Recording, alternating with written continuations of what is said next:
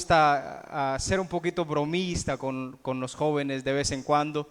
Y yo me acerqué ese momento y los dos, una señorita y el joven, se dio cuenta de que yo me estaba acercando y poco a poco me fui acercando y había otra señorita que estaba de espaldas y entonces yo venía por su espalda y ella no se dio cuenta que yo estaba allí y me le acerqué y me le quedé viendo así, escuchando a ver qué decía, qué platicaban, y los otros dos se dieron cuenta y solo se quedaron viendo y estaban esperando qué iba a suceder.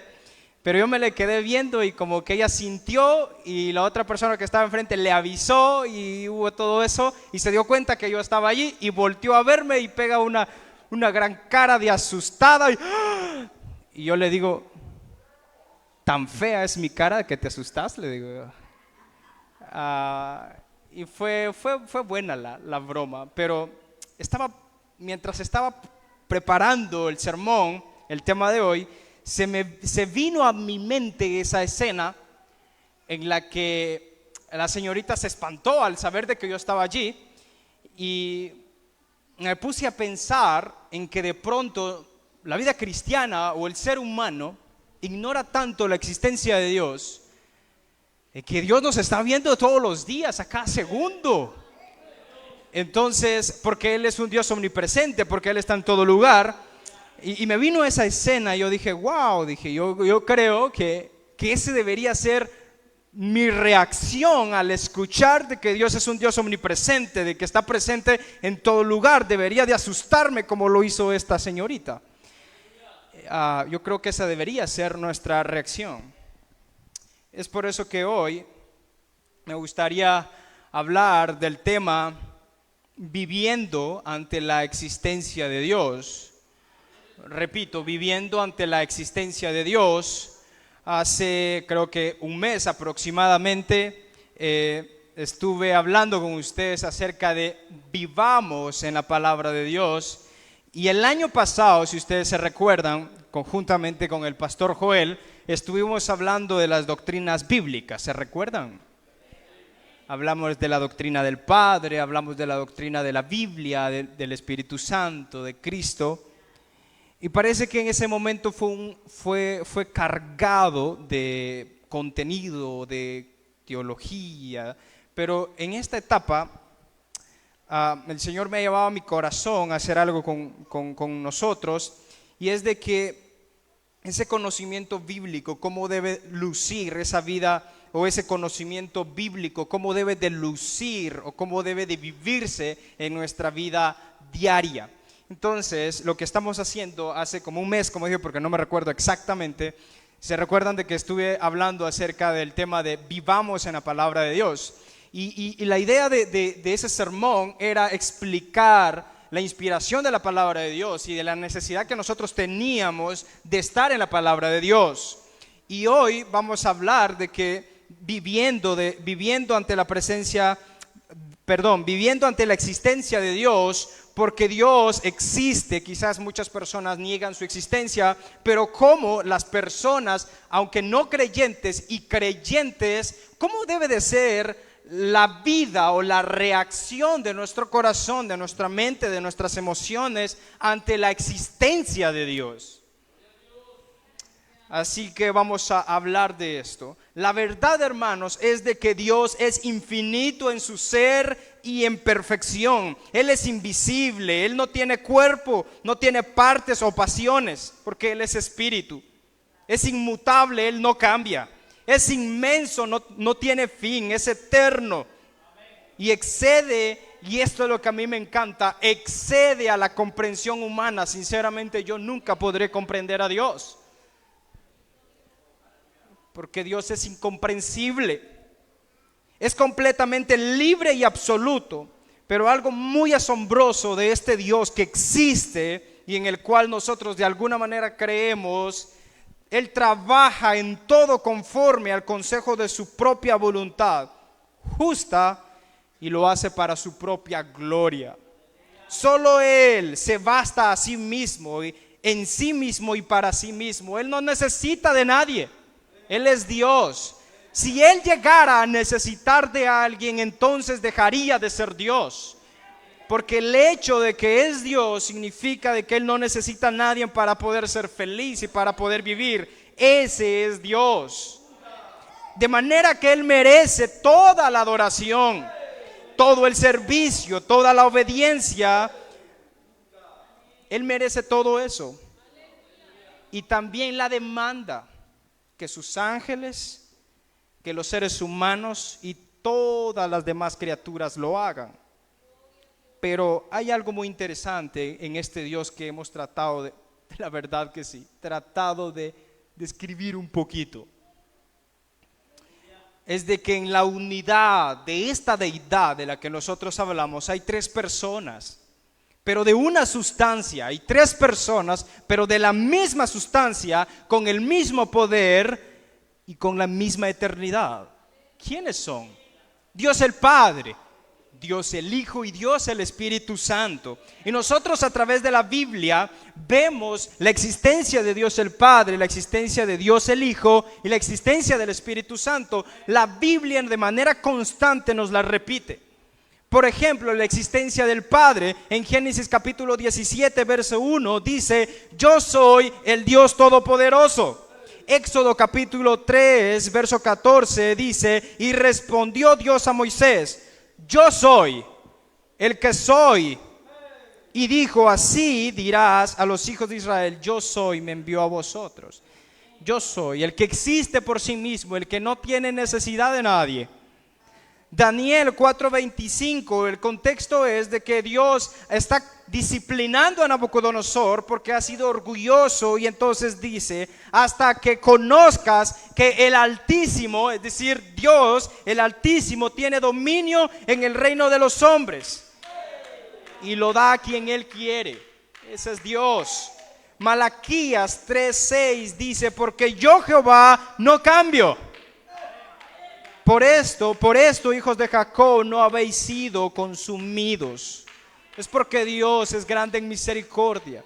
En el Antiguo Testamento, básicamente el Antiguo Testamento está cargado de la revelación del Padre, y de manera constante el Antiguo Testamento va mostrando a Jesús, pero en el Nuevo Testamento uno puede quedarse contemplando a Jesús en toda la revelación de manera extraordinaria. Así que nosotros vemos la existencia del Hijo, Jesucristo. Juan capítulo 1 verso 1 dice: en el principio era el Verbo, y el Verbo era con Dios, y el Verbo era Dios. La palabra. Y en el verso 14 del mismo capítulo de Juan dice: y aquel Verbo fue hecho carne y habitó entre nosotros, y vimos su gloria. Gloria, ¿cómo dice? Como la del unigénito del Padre, lleno de gracia y de verdad.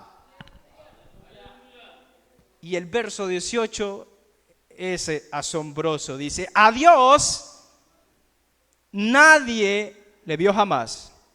El unigénito Hijo, con mayúscula, Hijo, Jesucristo, que está en el seno del Padre, ¿qué dice? Él le ha dado a conocer. Wow, ahí vemos las dos personas de la deidad. Vemos al Padre y vemos al Hijo. Ahora, pero el Espíritu Santo también está de manera revelada en la palabra del Señor, desde el Génesis capítulo 1 verso 2, donde dice: y el Espíritu de Dios se movía sobre la faz de las aguas. En el Nuevo Testamento, Jesús, la segunda persona de la deidad, dice, Juan capítulo 16 verso 13: pero cuando venga el Espíritu de verdad, con mayúscula, Espíritu Santo, Él os guiará a toda verdad. Y en Hechos capítulo 2 verso 4, entonces vemos que el Espíritu Santo viene. Y dice: y fueron todos llenos del Espíritu Santo. Y el capítulo 4, verso 6 de Gálatas, nosotros podemos contemplar todas las tres personas de la deidad. Dice: y por cuanto sois hijos, Dios el Padre, envió a vuestros corazones el Espíritu, con mayúscula, el Espíritu Santo de su Hijo. Ahí está, el cual clama: Abba Padre. De manera que nosotros a través de la Biblia vemos de que Dios es una Trinidad, pero una Trinidad con la misma sustancia, el mismo poder y la misma eternidad. Dios es una Trinidad compuesta por 3 personas, pero todos de una misma sola sustancia. Dios el Padre, Dios el Hijo y Dios el Espíritu Santo. No son designaciones de 3 funciones, sino 3 personas distintas. La Trinidad es la comunidad suprema que funciona en perfecta unidad, amor, sin conflictos y sin desacuerdos. De manera que uno ve a través de la Biblia la existencia de Dios. Y de alguna manera se pueden preguntar por qué hoy hay que hablarle a la iglesia acerca de la existencia de Dios. Y en un momento voy a empezar a explicarlo y va a cobrar sentido. Pero yo quiero ahora, estoy tratando de explicar la existencia de Dios de manera más práctica y quiero hablar ahora sobre la gloria de ese Dios. La gloria de Dios es asombrosa. Ninguna imagen puede por sí sola captar la gloria de Dios. No se puede tomar una foto y decir, miren, esta es la gloria de Dios. No se puede hacer tal cosa. ¿Por qué? Porque la gloria de Dios sencillamente no puede retratarse. Es asombrosa esa gloria. La gloria no es tanto una cosa como una descripción de otra cosa. No es eso. La gloria no es una parte de Dios. La gloria de Dios no es una parte de Dios. ¿Qué es entonces? Es todo lo que Dios es. Esa es la gloria de Dios, todo lo que Dios es, su misericordia, eso es parte de su gloria, su bondad, su gracia, su justicia, todo lo que Dios es, cada aspecto de la persona de Dios y cada parte de lo que Dios hace es glorioso. Nosotros lo podemos contemplar en la creación, uno ve una hormiga y ahí está la gloria de Dios. ¿Por qué? Porque es asombroso cómo fue creada una hormiga. ¿Qué muestra eso de la gloria de Dios? Muestra su creatividad, muestra su inteligencia y muestra que es todopoderoso. En cada aspecto se puede ver lo asombroso y lo maravilloso que Dios es. Dios no solo es glorioso en todo, sino que su gloria es gloriosa. Eso es asombroso.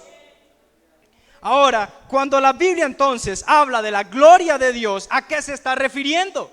Es la pregunta.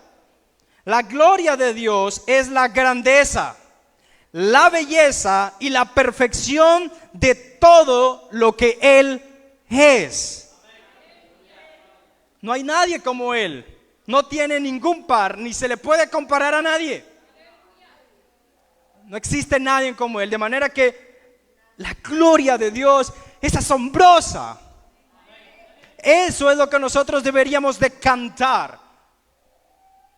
Alabar su misericordia, alabar su belleza, ponerlo en alto.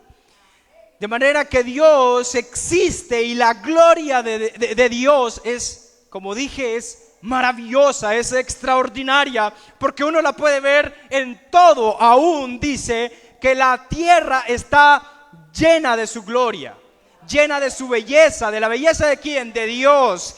Llena de la perfección de Dios. Obviamente, en cierta forma, el pecado ha tergiversado, pero podemos ver la belleza y la perfección de Dios en su creatividad cuando uno contempla los cielos.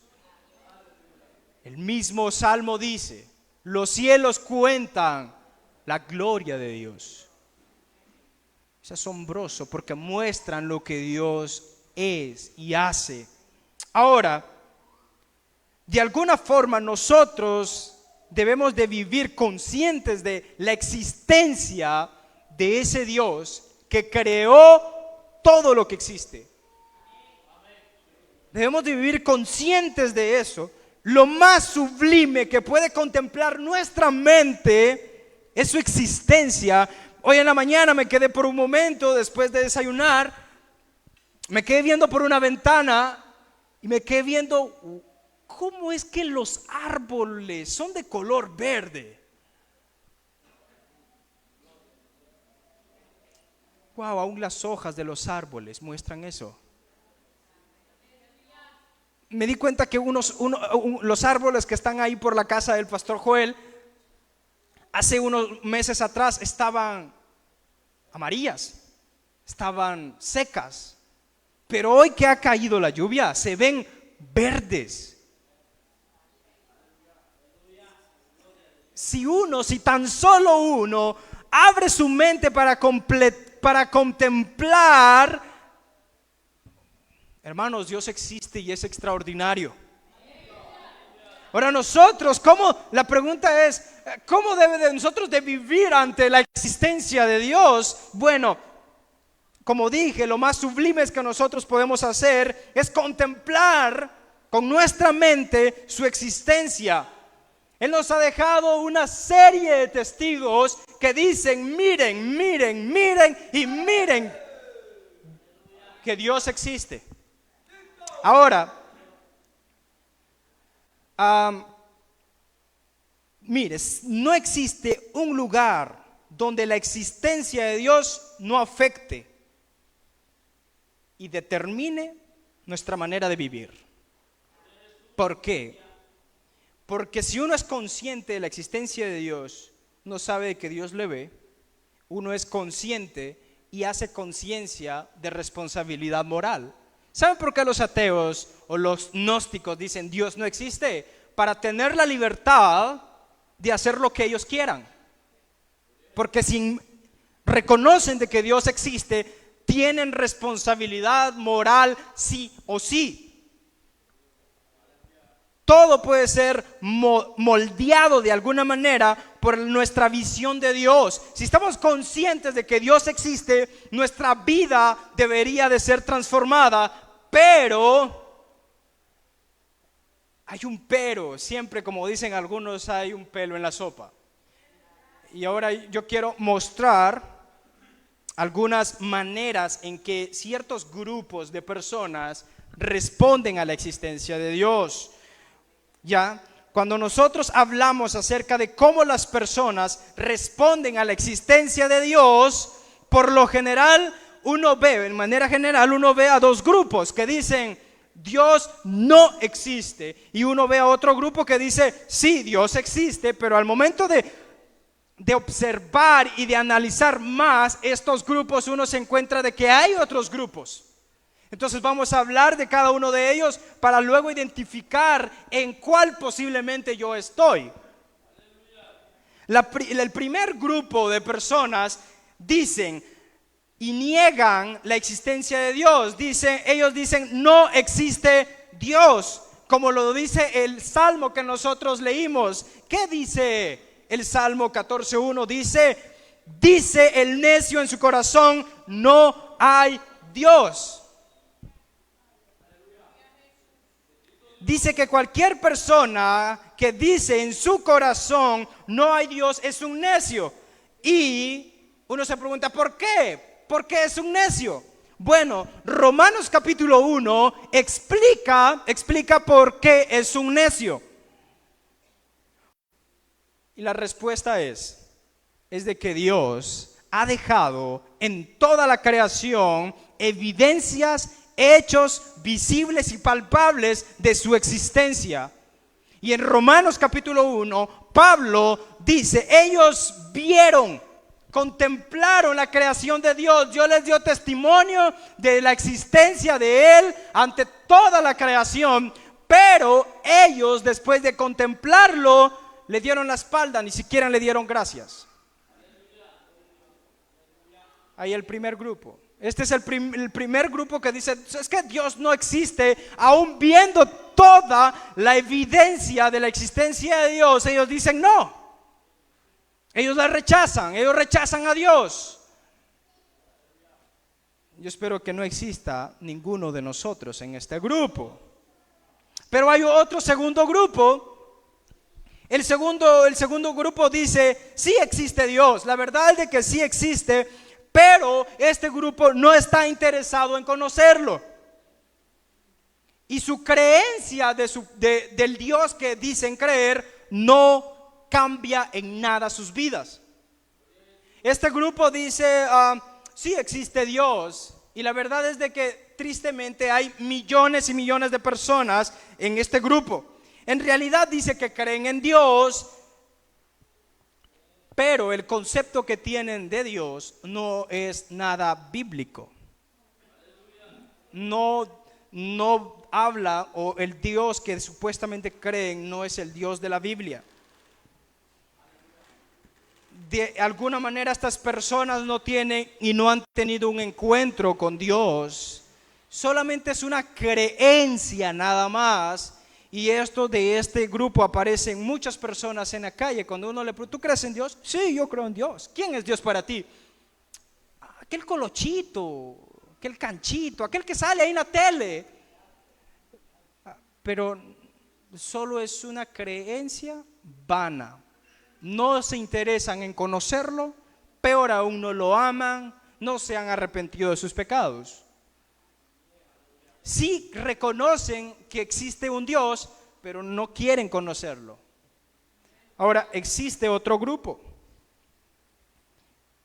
Y esto, mire, estos dos que acabo de mencionar, uno dice, no, pues sí, tiene razón, esa es la naturaleza del hombre, es negar la existencia de Dios. Pero los siguientes dos grupos sí da un poco más de tristeza y van a ver por qué. El tercer grupo dice, sí, Dios existe. Es un grupo que ha reconocido que necesitan a Dios, que han venido en arrepentimiento, en confesión de sus pecados, que de alguna manera leen su Biblia, no todos los días, sino solo el domingo. Dicen que tienen una relación con Dios, pero su vida de oración parece que es muy desnutrida. Leen su Biblia, posiblemente han ido a estudiar a un seminario o a un instituto bíblico, quizás han nacido en una iglesia, en un hogar cristiano y van desde niños a la iglesia. Dicen que de alguna forma están interesados en conocer a Dios, posiblemente van a un estudio bíblico, pero en su vida diaria, en su vida práctica, no existe Dios para ellos. No existe Dios para ellos. Yo creo que ese grupo sí entran muchos de nosotros. A mí me llamó bastante la atención y me hizo reflexionar bastante lo que dijo un autor en relación a este tema. Él dijo, si yo fuera, tú dices que tú eres cristiano, muy bien, fantástico, tú dices que tú crees en Dios, muy bien. Entonces, yo voy a ir a tu casa a vivir por 2 semanas y voy a identificar si realmente eres un creyente, un verdadero discípulo y seguidor de Cristo. Voy a ver que tú miras, voy a ver que tú escuchas, voy a ver cómo tú tratas a tus familiares, a tu esposa, a tu esposo, a tu mamá, voy a ver cómo tú le respondes y voy a identificar si realmente eres un discípulo de Jesús. Si no, no te voy a creer. Voy a ver qué es lo que haces tú en tu trabajo. Yo voy a ver todo lo que tú haces y entonces voy a ver si realmente tú eres un discípulo de Jesús. La pregunta es, ¿estará alguno de nosotros en ese grupo? Este grupo va a la iglesia porque su papá le dice, porque su mamá le dice, porque si no después no le prestan la moto para salir. Bueno, ese fue mi caso. Mi hermana me hacía ir a la iglesia, me decía, si usted no va conmigo, yo no le presto no le presto la moto en la tarde para que vaya a pasear, porque el domingo en la tarde era de ir a pasear en la moto ustedes, colocarle unos 25 quetzales de gasolina y ir a dar vueltas en la moto con un grupo. Entonces yo, por ir a pasear en la tarde con mis amigos, yo iba a la iglesia. Me sentaba, y cabal en esta posición nos sentábamos nosotros. escuchaba el sermón, escuchaba las alabanzas, aparentemente cantaba, pero yo sentía que ese culto era una eternidad de ustedes. Sentía que no terminaba. Yo decía, me recuerdo que el pastor se llamaba Luis Méndez. Este hermano Luis, que se apure, hombre, ya termine, vámonos. Y yo cruzaba las piernas y ya no aguantaba las ganas de irme. Pero creía en Dios.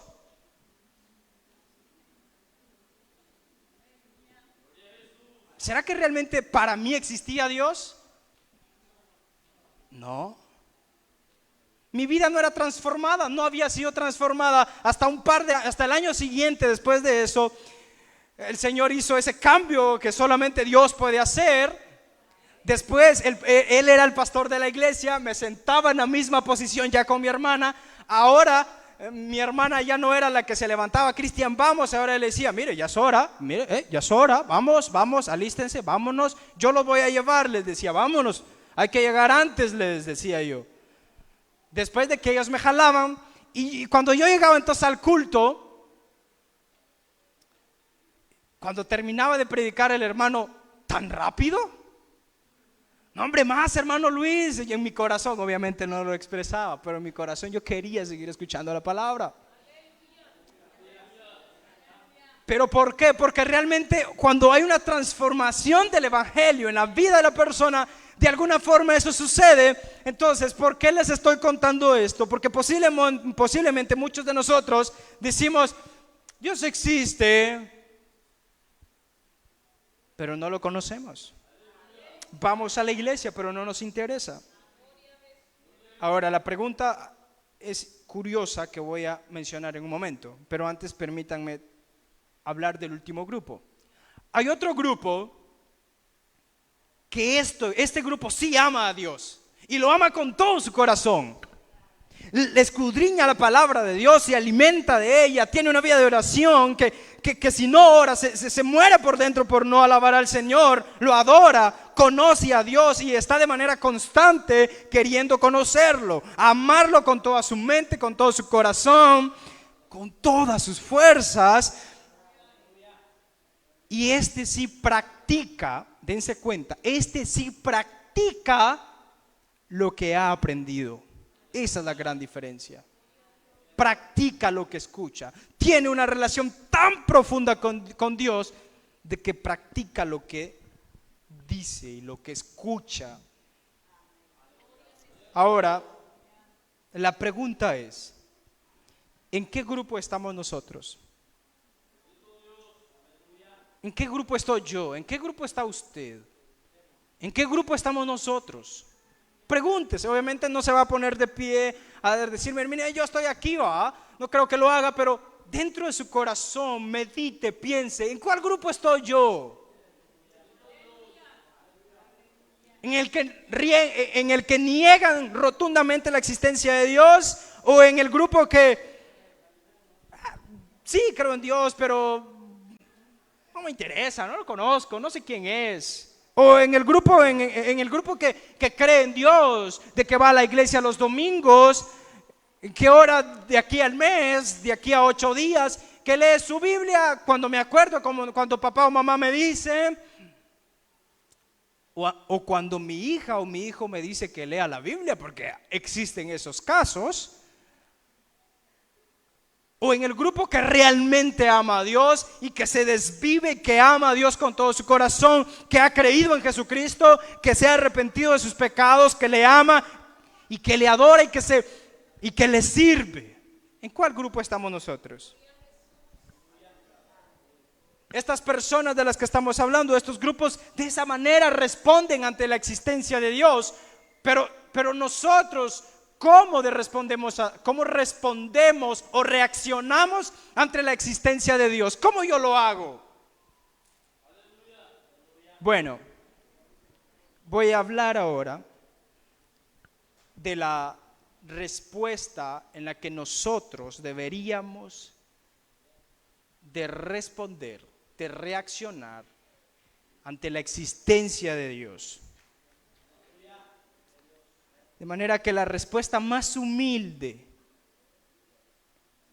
es reconocer la existencia de Dios. Una respuesta humilde es reconocer la existencia de Dios.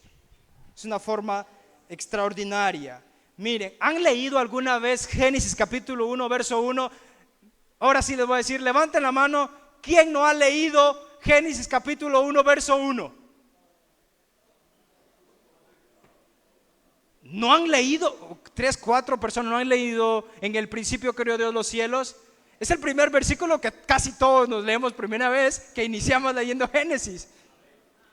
Por eso les dije, levanten la mano quienes no han leído Génesis capítulo 1 y verso 1. Ahora, hermanos, Génesis capítulo 1, verso 1, ¿qué dice? En el principio creó Dios. ¿Cuántas palabras son? Son 5 palabras que dicen: en el principio creó Dios en el principio creó Dios. Esto nos pone en nuestro lugar. Solo esas 5 letras nos debe de poner en nuestro lugar. Nosotros no empezamos las cosas, nosotros no las creamos. Nosotros no controlamos las cosas. El mundo no funciona conforme a nuestros planes. No sabemos lo que va a suceder y no sabríamos quiénes somos ni lo que se supone que deberíamos hacer si no fuera por el Creador, por Dios que lo creó todo. Nosotros tenemos límites. Llega un momento en el que nos cansamos. Quisiéramos entender todo el universo, pero no lo podemos hacer. Somos personas limitadas. ¿Ya? Aunque somos hechos a la imagen de Dios, somos pequeños, somos débiles y menesterosos, de modo que necesitamos, esto creo que es muy importante, de modo que nosotros necesitamos una buena teología bíblica, un buen conocimiento de la Biblia. ¿Por qué? Un buen conocimiento bíblico centrado en Dios nos hace humildes, nos aplasta, nos hace poner en nuestro lugar, en lo que somos. Necesitamos eso. Necesitamos que nos inclinemos ante el trono del Dios Todopoderoso y dejarnos estremecer por su gloria. Necesitamos hacer eso. La verdad es de que el orgullo desmorona o hace pedazos lo que hace pedazo a nuestro orgullo es el trono del Dios Todopoderoso. Nuestro orgullo es destruido por el trono de Dios. ¿Saben por qué? Isaías capítulo 6, verso 1. Isaías ve el trono de Dios, ángeles cantando: santo, santo, santo. Él está viendo el trono de Dios, él está viendo, está contemplando toda la santidad de Dios, está viendo el trono del Rey, y cuando él se da cuenta de la santidad de Dios, ve en sí mismo y dice: ¡ay de mí!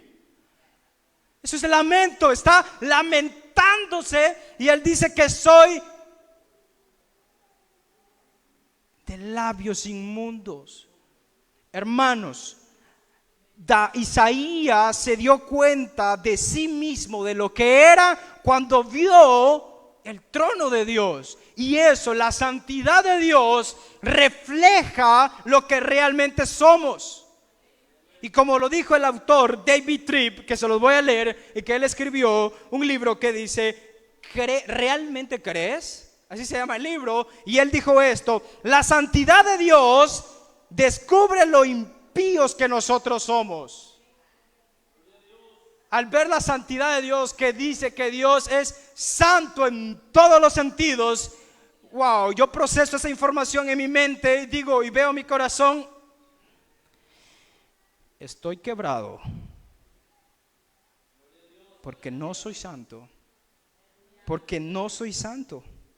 muestra lo impío que somos la santidad de Dios. El poder soberano de Dios saca a la luz nuestras debilidades, dice David. Él dice y sigue diciendo: la soberanía de Dios evidencia lo poco que en realidad podemos controlar las cosas. La omnisciencia de Dios nos confronta con los límites de nuestro conocimiento y entendimiento. El amor de Dios revela cuán faltos de amor nosotros podemos ser. Y la fidelidad de Dios confronta nuestros corazones errantes, que a cada ratito estamos siendo infieles a Dios. ¿Desde dónde? Desde nuestro corazón. Y esa fidelidad de Dios revela lo infiel que nosotros podemos llegar a ser o que somos. La gracia de Dios deja ver cuán críticos y poco perdonadores somos muchas veces. La paciencia de Dios evidencia nuestra irritabilidad e impaciencia. Cuando yo veo la paciencia de Dios, de cuánto es paciente, y yo veo mi corazón al momento de circunstancias, yo no soy paciente. ¿Qué está revelando todo eso? Está revelando lo que realmente soy. La justicia de Dios revela nuestro pecado. Después de leer este comentario, estaba observando esto, lo que David Tripp dice. Llegué a la conclusión: la verdad es de que somos personas impías y pecadoras. Ser humilde no es ponerse una fachada artificial de desprecio por uno mismo. No, que yo soy humilde. No. Usted puede ver a una persona que anda mal vestida, como nosotros decimos, pero altamente orgullosa en su corazón. Y que hermano, eso no es humildad. Humildad es estar dispuesto a reconocer quién realmente somos en mi corazón. ¿Qué es lo que hay dentro? Es ver mi corazón y ver lo que soy delante de Dios, que no soy nada, y decir: wow, soy un pecador. Eso es humildad. Por eso el Señor Jesús en el Sermón del Monte dice: bienaventurados los pobres en espíritu. Para eso entonces necesitamos examinarnos nosotros a la luz de la santidad de Dios y darnos cuenta de lo que realmente somos, como le pasó a Isaías. El ser humano llega a darse cuenta de lo que realmente es cuando ve a Dios en su palabra, cuando ve su santidad. Solo es posible tener una imagen acertada de lo que realmente somos nosotros mismos cuando nosotros nos examinamos a la luz de la palabra de Dios, a la luz de la santidad de Dios y a la luz de la gloria de Dios. Nuestro corazón es quebrado. Este es el problema que nosotros tenemos en la actualidad. Mientras el pecado siga siendo nuestro problema, para nosotros el orgullo también lo será. Porque es el orgullo que de alguna manera es el origen de cada pecado. El orgullo es el origen de cada pecado. ¿Por qué? Porque el orgullo no reconoce que Dios está presente, que Dios existe. Por eso dice el Salmo 14:1 de que el necio dice: no hay Dios. ¿Por qué? Porque en su orgullo él se cree que lo puede, que puede hacer todas las cosas. Por eso, porque él ve la creación y dice: no hay Dios, yo voy a hacer lo que yo quiera. El orgullo no solo es querer hacer las cosas a nuestra manera, sino convencernos a nosotros mismos que nuestra manera es la mejor manera, es la mejor manera que la de Dios. Eso lo hace el orgullo. Es pensar, al menos por un momento, que somos más listos que Dios. No, hermano, no lo haga de esa forma. Mire, es que fíjese que no es la forma correcta. No, yo así lo creo y punto. Después da el ranazo. Dios tuvo la culpa. Ah, Dios tuvo la culpa. ¿Tú no obedeciste?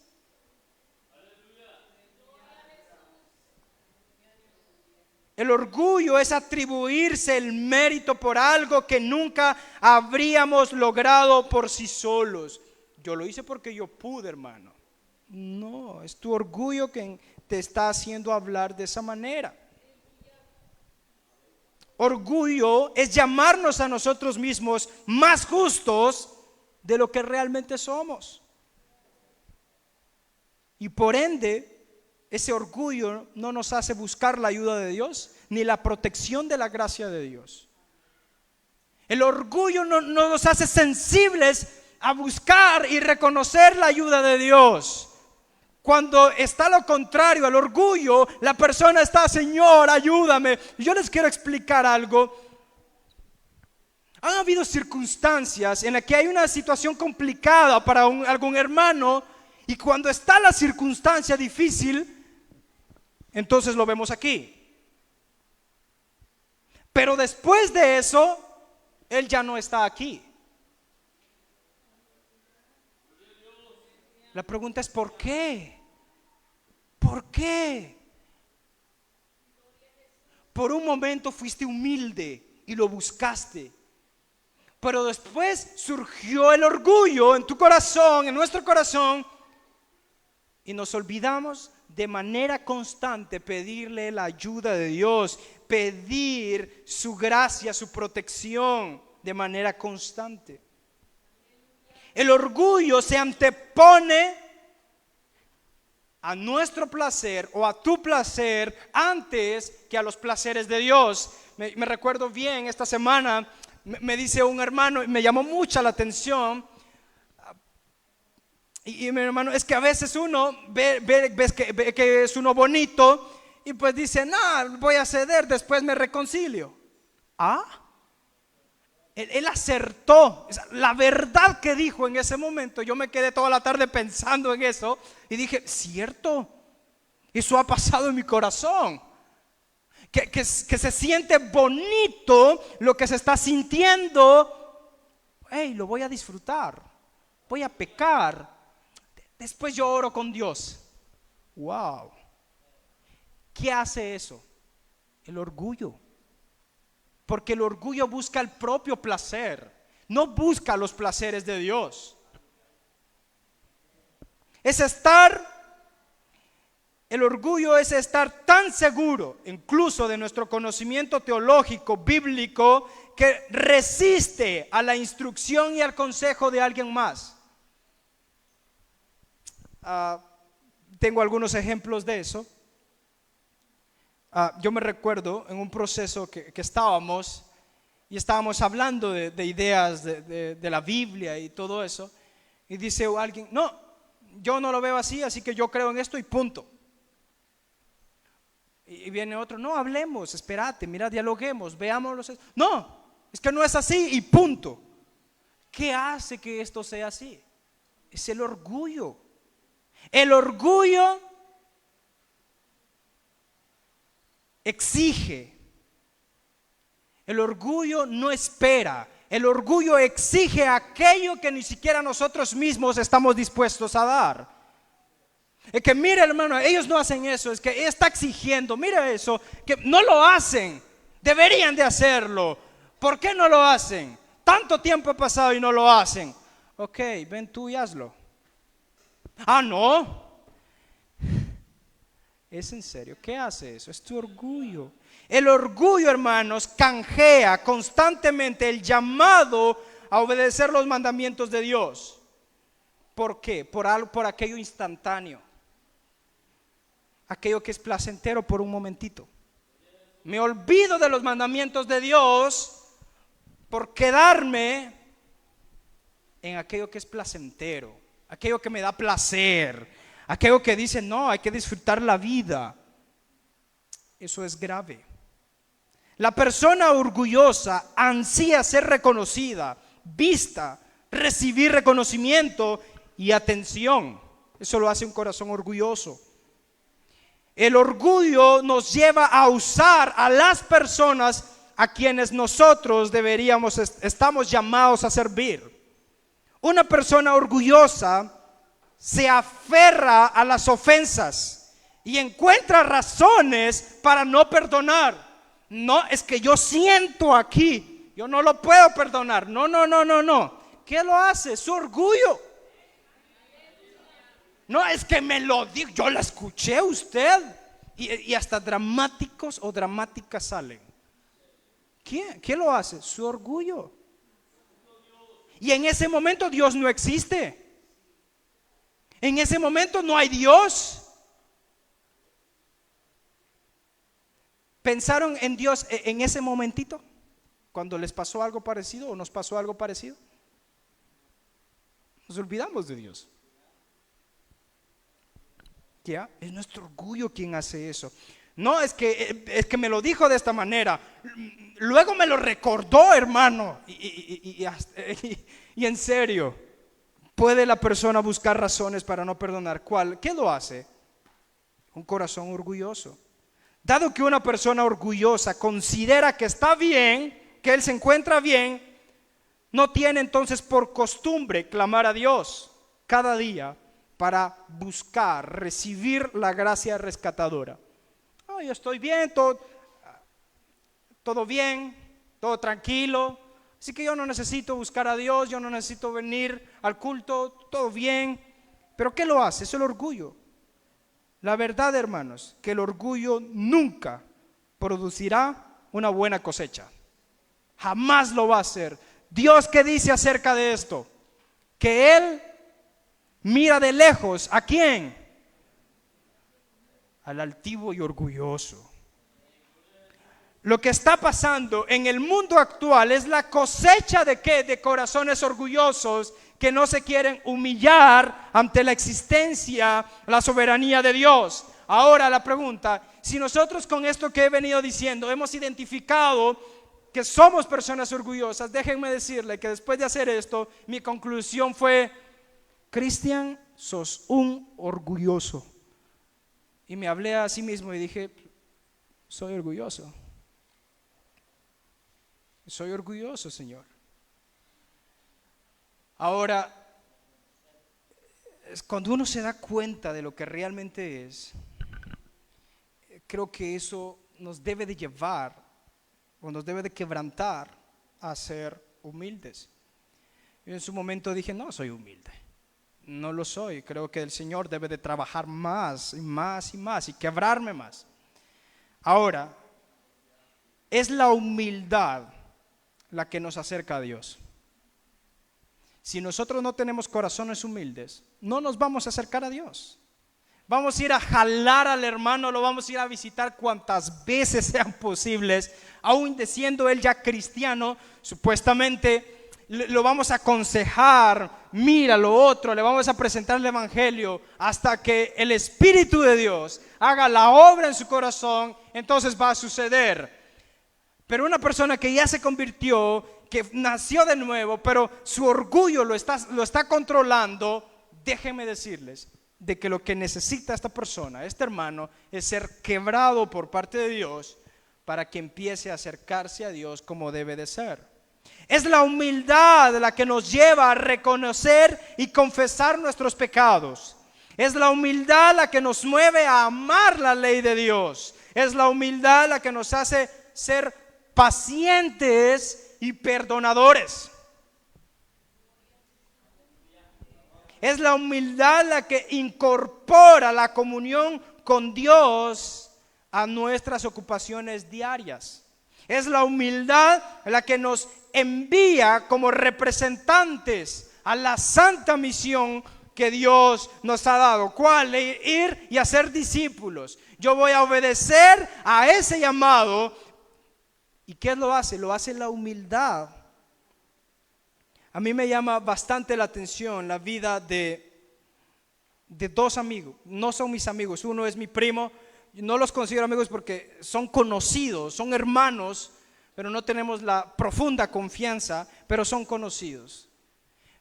Me recuerdo que en el tiempo de estudio, estos hombres jugábamos con ellos, nos divertíamos con ellos, compartíamos momentos con ellos, pero su orgullo era tremendo, de veras, era tremendo el orgullo de ellos.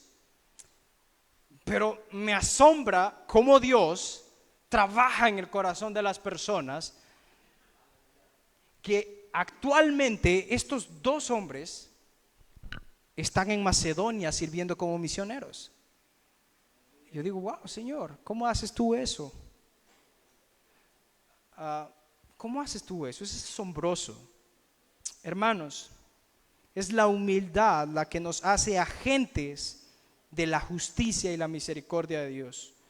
Solo bajo la luz resplandeciente de la existencia de Dios y la gloria de Dios podemos vernos a nosotros mismos como realmente somos. ¿Cómo nosotros nos describiríamos a nosotros mismos? ¿Cómo lo haríamos?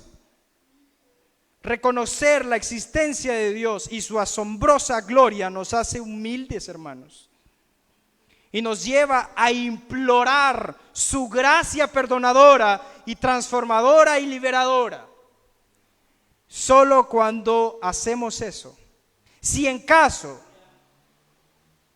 has depositado tu fe en el Señor, creo que esa debe ser nuestra actitud, tu actitud al contemplar lo que Dios ha hecho por ti y por mí.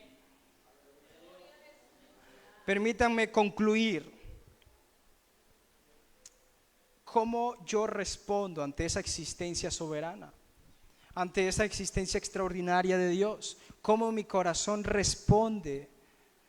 Déjenme decirles de que si no nos humillamos, no va a suceder. Hermana Gilma un día predicaba desde acá un sermón y ella dijo, si mi pueblo se humillare, leyendo la palabra, dijo, si mi pueblo se humillare.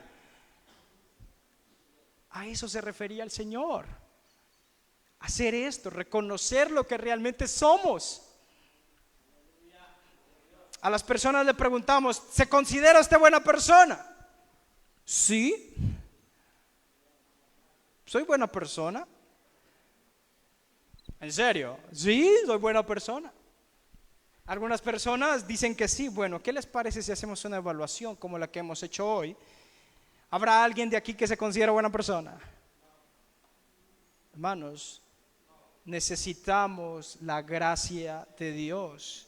Lo que hemos visto creo que deja en evidencia lo que realmente somos nosotros. Ahora yo quiero culminar realmente con esto. Nos hemos dado cuenta que Dios es un Dios santo, que Dios existe y que un día nos vamos a enfrentar delante de ese Dios. Sea que ahora lo niegues, sea de que ahora niegues su existencia, sea de que ahora tú tienes un mal concepto de ese Dios, sea que ahora no estás interesado y eres parte del tercer grupo. Pero un día, déjenme decirles, de que nos vamos a enfrentar ante ese Dios. Y ese Dios es santo. Y Dios es santo en todos los sentidos. Y dice que Él, este Dios del que estamos hablando, es juez justo y que no tendrá por inocente al culpable. Quiero decir otra vez, estás en una condición de vida o muerte. Pero Dios ha hecho algo bueno por ti. Dios en su amor y en su gracia proveyó de Jesús, de su Hijo, para morir por nuestros pecados, para sufrir y llevar nuestra culpa y así poder nosotros ser perdonados. Jesús recibió toda la ira de Dios en la cruz y poder así salvar a los pecadores. Esta es la buena noticia de la gracia de Dios, que Dios quiere perdonar, pero demanda de que te arrepientas de tus pecados, de tu orgullo, de tus placeres, de que has violado la palabra, has violado su ley, que creas en Jesucristo y te arrepientas de tus pecados. Porque un día te encontrarás con este Dios. Y la forma de expresar nuestro amor como iglesia a eso es decirte, arrepiéntete de tus pecados. Porque un día te encontrarás con Él.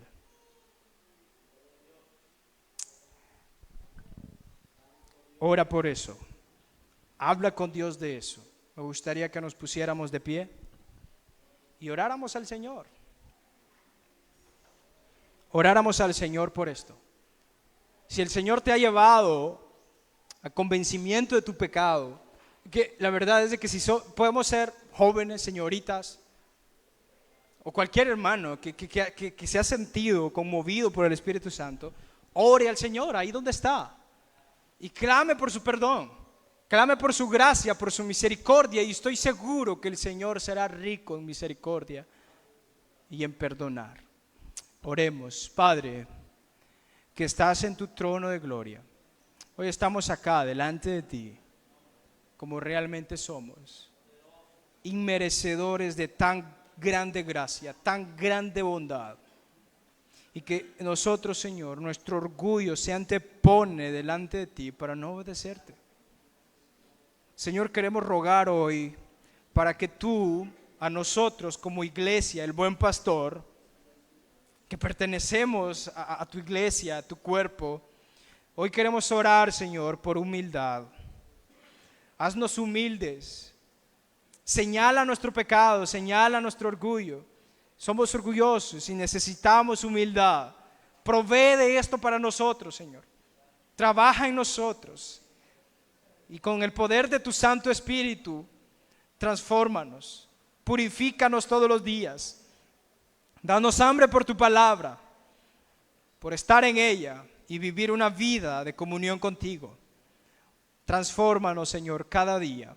Señor, oramos por si hay alguno dentro de nosotros que se ha sentido retado por tu Santo Espíritu, para que tú le des perdón, lo regeneres, le des salvación, Señor, y puedas proveer de la salvación, del nuevo nacimiento que necesita. Señor, muchas gracias. Gracias, Jesús, por morir por nosotros en la cruz, porque tú existes, y gracias por dar tu vida por nosotros. Gracias, Señor. Pasaremos toda la eternidad adorándote y dándote gloria, Señor, por lo que tú has hecho por nosotros. Gracias por tu palabra el día de hoy. En el nombre de nuestro Señor Jesucristo, decimos todos, amén. Hermanos, que el Señor los bendiga. Deseo que tengan una bonita tarde, que disfruten su tarde, y deseo de que sigan disfrutando del Señor. Un fuerte abrazo para todos, que el Señor los bendiga.